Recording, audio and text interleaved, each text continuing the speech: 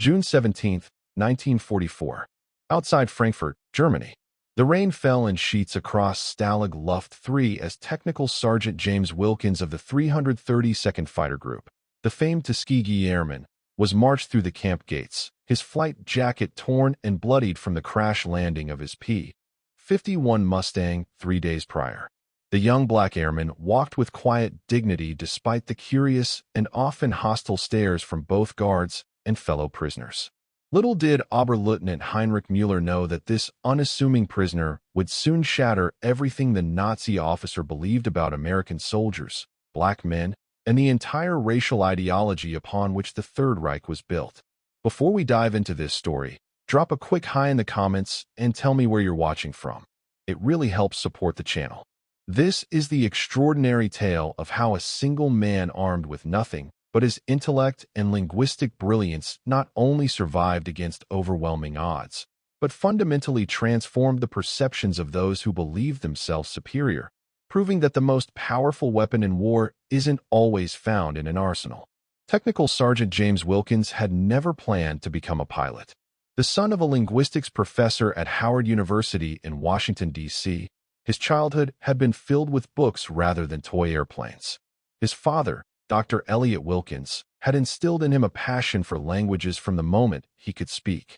By age 16, James was already fluent in French, Spanish, and German, thanks to his father's rigorous home education supplemented by summer trips to Europe before the war clouds gathered. Knowledge is the one thing they can never take from you, his father would remind him daily. They may judge your skin, but they cannot judge your mind if you make it exceptional. And exceptional it became.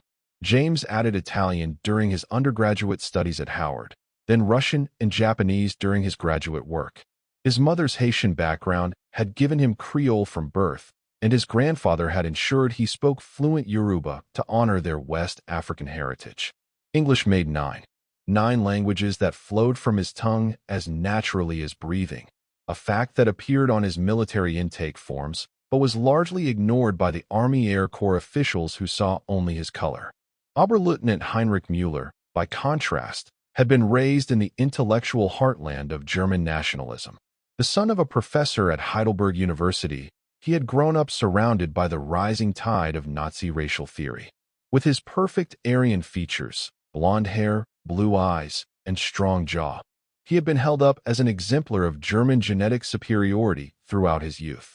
Despite his academic background and fluency in English and French alongside his native German, he had embraced the party's racial hierarchies with the fervor of scientific certainty. Now, at 28, he served as an interrogation officer at Stalag Luft 3, where his linguistic skills were put to use extracting information from captured Allied airmen. On that rainy evening in June 1944, Müller watched the new group of prisoners with detached interest until his eyes fell on Technical Sergeant Wilkins. A black airman was still something of a rarity, and Müller was immediately intrigued. According to Nazi racial theory, men like Wilkins were intellectually inferior, suitable only for manual labor, not the complex task of piloting advanced aircraft. Yet here stood a black pilot from the segregated American unit that German intelligence had been monitoring with increasing concern, the one they called Schwarz-Vogelmännchen, the Black Birdman. Name, rank, and serial number. Müller demanded in English as Wilkins stood dripping before his desk during the initial processing. Technical Sergeant James Alexander Wilkins, United States Army Air Forces, serial number 39725614. Wilkins replied calmly, his voice betraying no fear despite his exhausted state. A pilot? Müller asked with thinly veiled skepticism, switching to German to speak to the guard beside him. Die Amerikaner müssen wirklich verzweifelt sein, when sie dies Lut fliegen lassen. The Americans must be truly desperate if they're letting these people fly. To Müller's shock, Wilkins responded in perfect, accent-free German. Vielleicht sind wir einfach gut darin, Oberleutnant.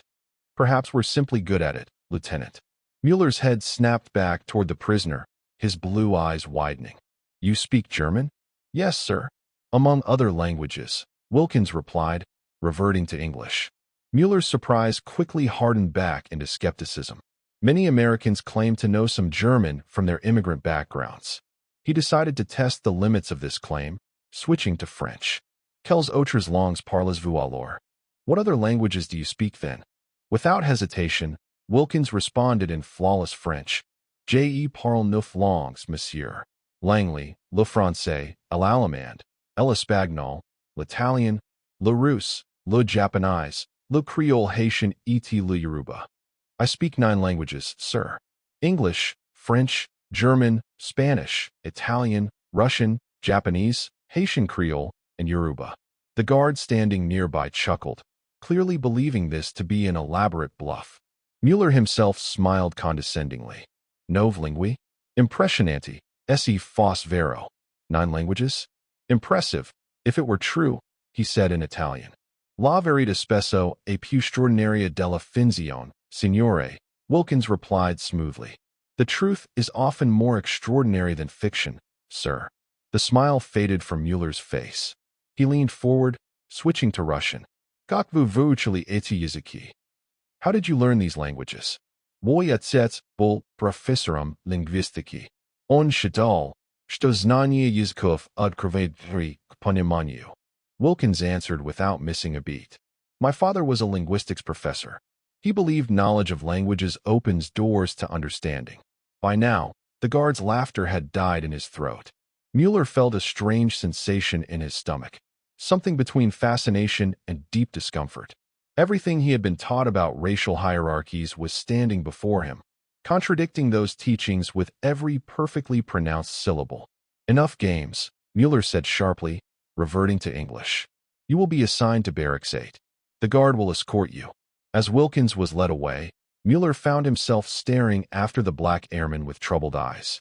In the Nazi worldview, such intellectual capacity in a man of African descent was theoretically impossible. Yet the evidence had just walked out of his office, leaving Mueller's certainties slightly but perceptibly shaken.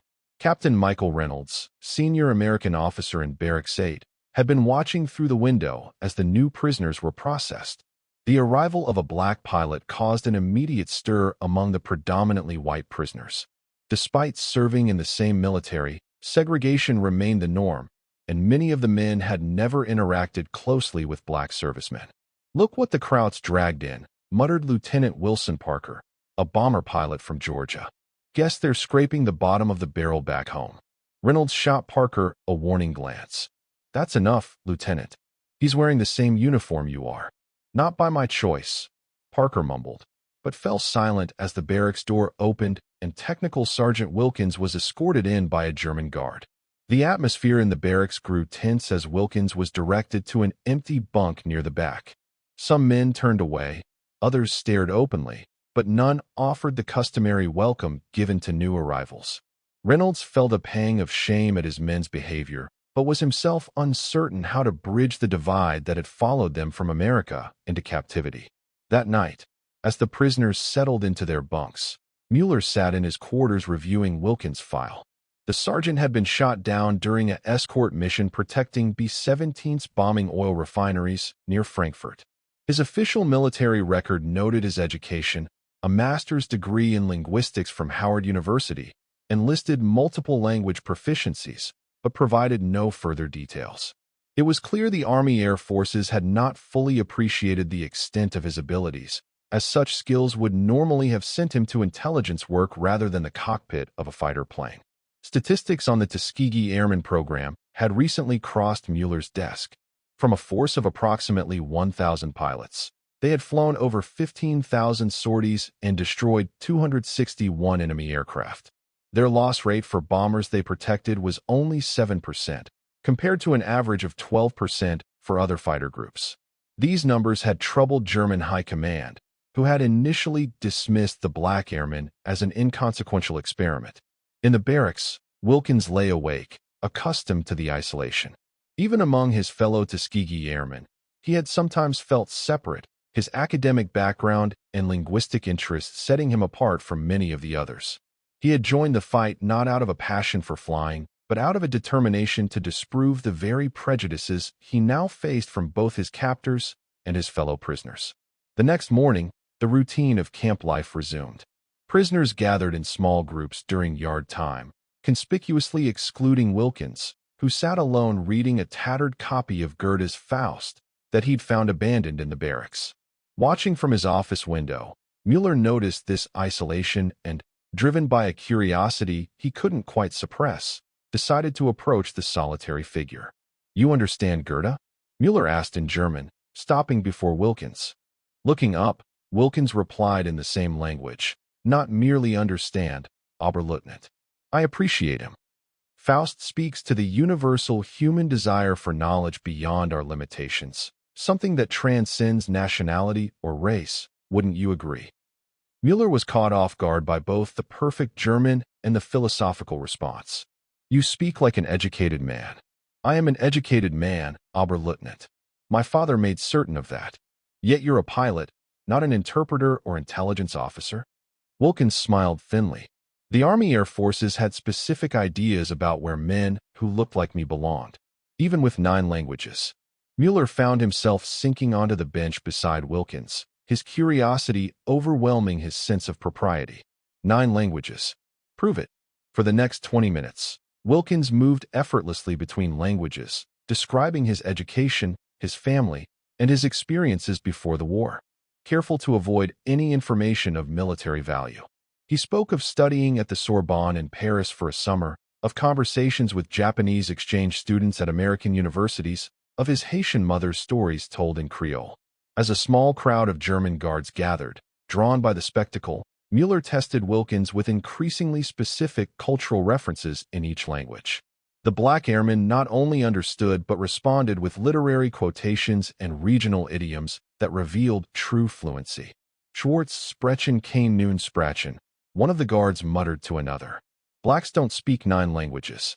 Without looking at the guard, Wilkins responded in German, "This one does. And he can hear you perfectly well." The guard flushed red as his companions struggled to hide their amusement. Even Mueller found himself fighting a smile. Among the American prisoners watching from a distance, reactions were mixed. Some, like Parker, scoffed at what they saw as special treatment. Others, including Captain Reynolds, were beginning to view their fellow American with newfound respect, if also confusion. "Probably making it all up," Parker insisted. "Jabbering nonsense to get extra rations."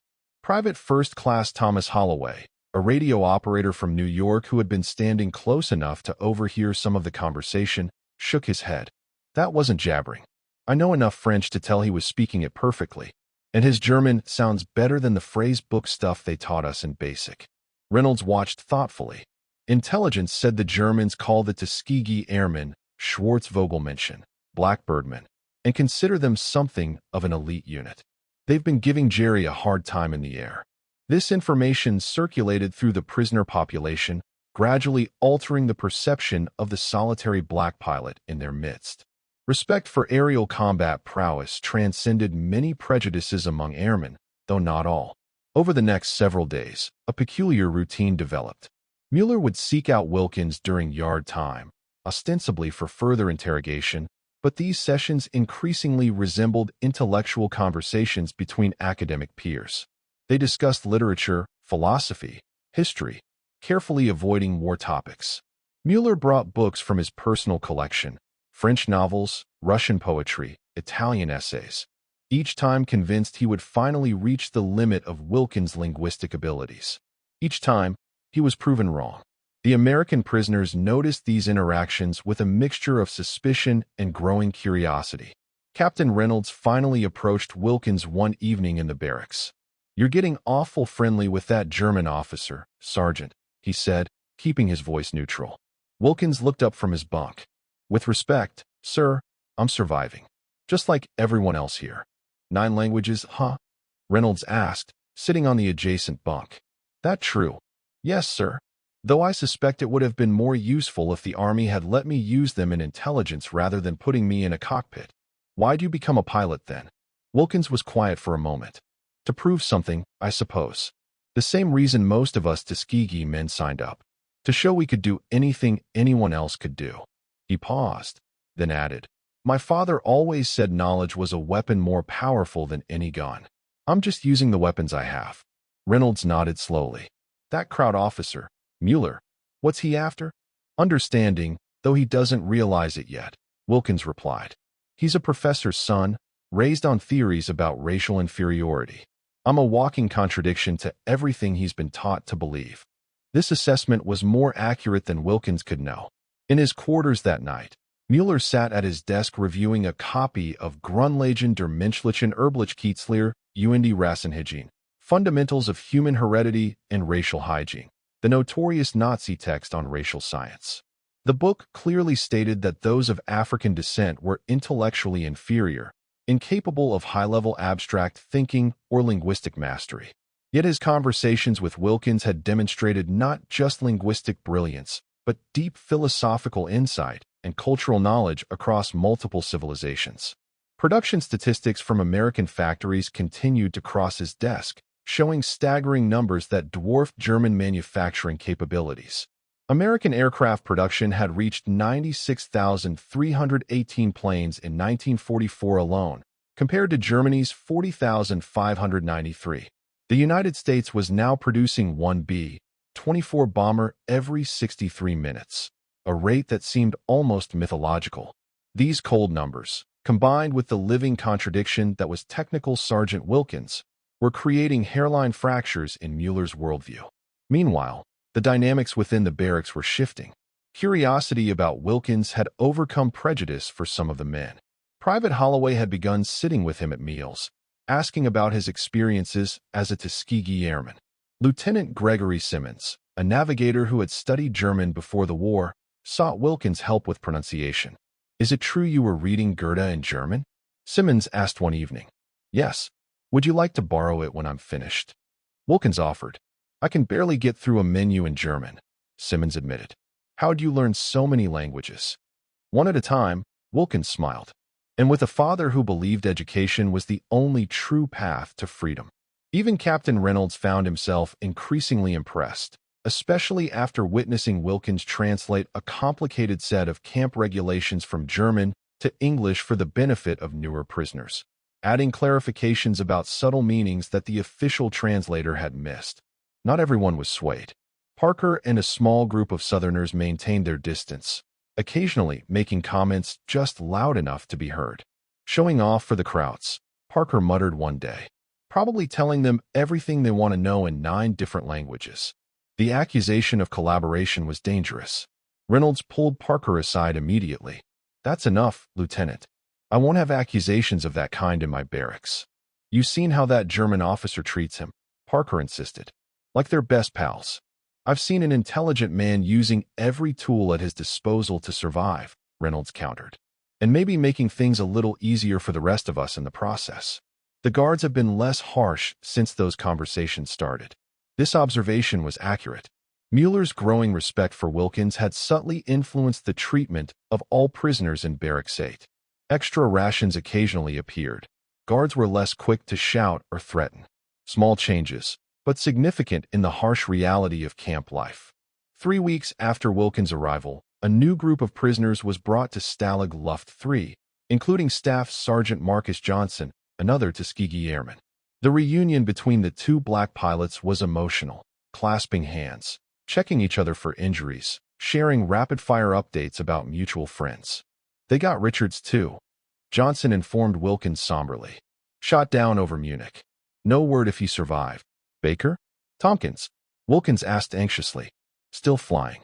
"For confirmed kills for Baker last month. Tompkins got a Distinguished Flying Cross after Bucharest." The white prisoners watched this exchange with interest, suddenly seeing Wilkins as part of a brotherhood of fighters rather than in isolation. The statistics Reynolds had mentioned, the combat record of the Tuskegee Airmen, took on human faces. Johnson's arrival also brought fresh news from the front. The Allied invasion of Normandy had gained substantial ground. Paris would likely be liberated within months. American and British bombers were systematically destroying German industrial capacity. These reports spread through the camp, raising morale among prisoners while visibly affecting the demeanor of the guards, who seemed increasingly tense. Mueller, too, appeared changed. His conversations with Wilkins continued, but a new urgency had entered his questions.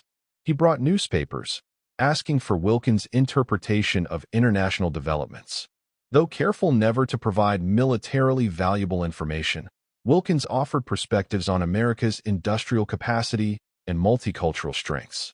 Your factories produce 1M4 Sherman tank every 30 minutes, Mueller stated during one such conversation. Over 49,000 produced so far. How is this possible? American industrial might isn't just about machines, Oberleutnant Wilkins replied. It's about people, all kinds of people working together. Black hands and white hands building the same tanks, same planes.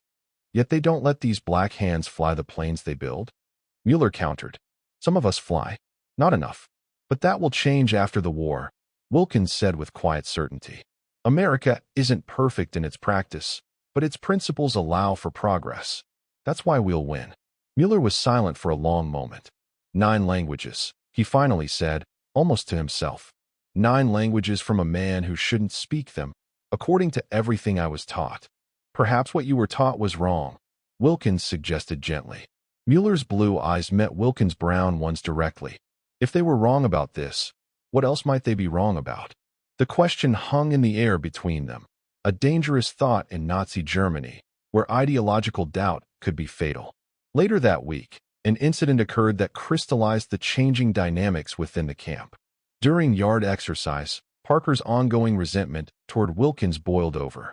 As Johnson and Wilkins walked together, Parker deliberately bumped into Johnson, then spat at his feet.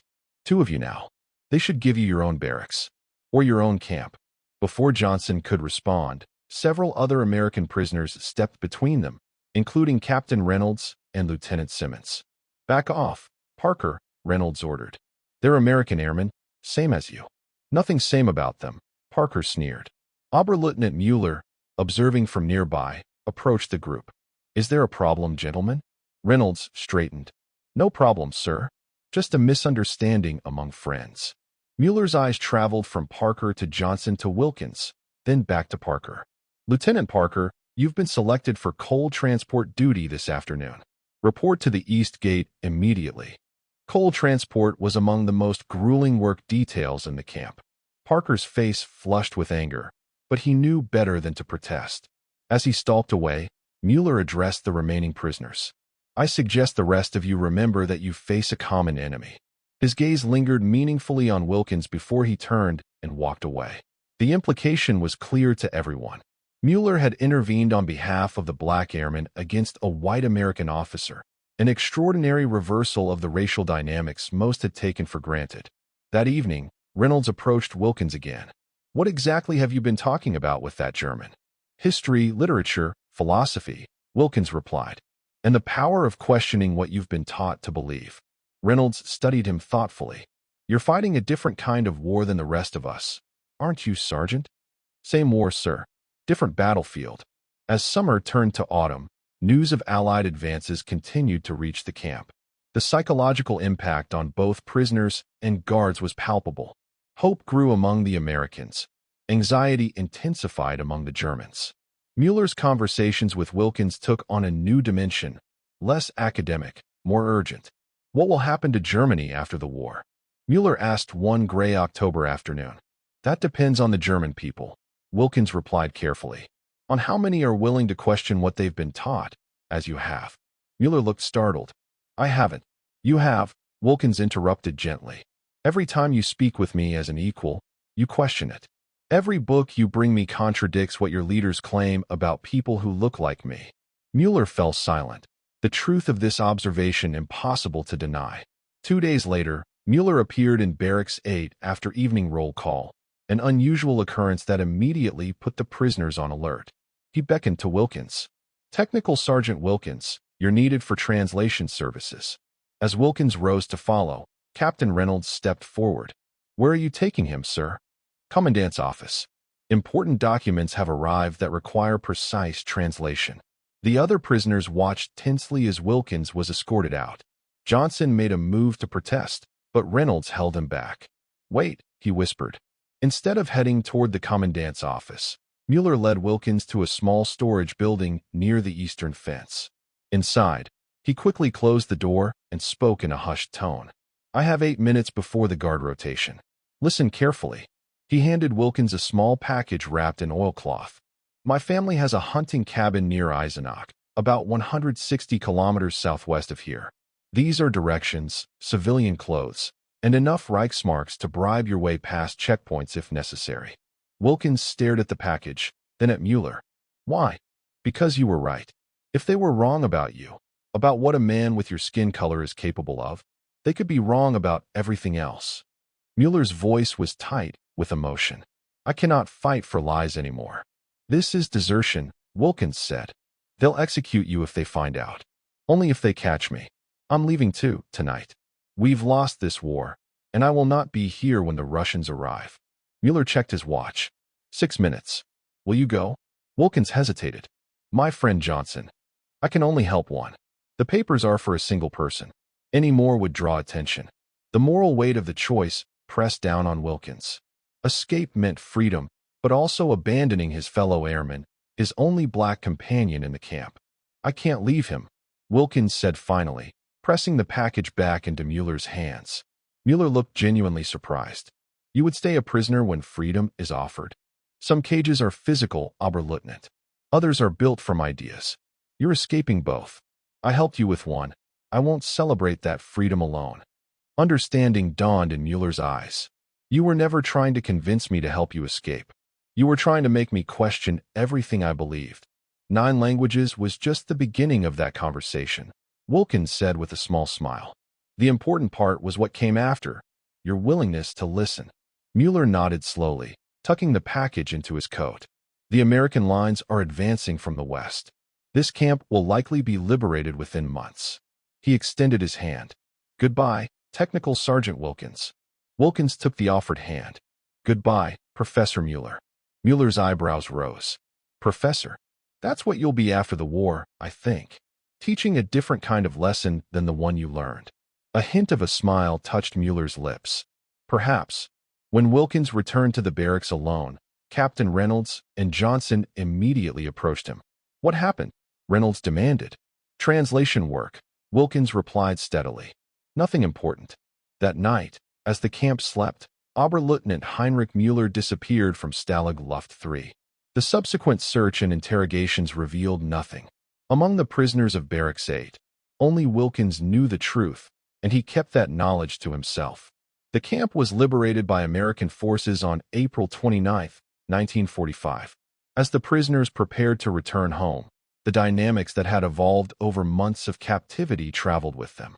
Captain Reynolds insisted that Wilkins and Johnson fly home on the same transport as the white officers, an unusual arrangement that required his direct intervention. On the flight back to England, Lieutenant Parker sat stiffly across from Wilkins, avoiding eye contact. Finally, as the English coast came into view, he spoke. That German officer, Mueller, he disappeared the night after he took you for translation work. Parker's tone made the quotation marks audible. You had something to do with that, didn't you? Wilkins met his gaze steadily. I translated something for him, yes. What? The idea that everything he'd been taught about people like me was wrong. Parker fell silent, turning to look out the window at the approaching coastline. After the war, James Wilkins returned to Howard University, where he became a professor of linguistics, specializing in how language shapes cultural perceptions. His wartime experiences formed the foundation for his groundbreaking work on linguistic relativity and cognitive frameworks. In 1952, he received a letter from Heidelberg University. Heinrich Mueller had indeed become a professor, teaching comparative literature with a focus on works that challenged racial and cultural prejudices. His courses were among the most popular at the university, though few knew the personal journey that had led him to this focus. The letter contained only a single line in German. 9 languages opened one mind, and that has made all the difference. Technical Sergeant James Wilkins had entered Stalag Luft 3 armed with nothing but his intellect and linguistic brilliance. He had faced prejudice from both enemies and allies. And through the simple act of speaking 9 languages, of demonstrating that the human mind transcends the artificial boundaries of race, he had won a victory more profound than any that could be achieved through force of arms. Statistical analyses after the war confirmed what many had already begun to recognize. The Tuskegee Airmen had compiled one of the most impressive combat records of any fighter group in the U.S. Army Air Forces.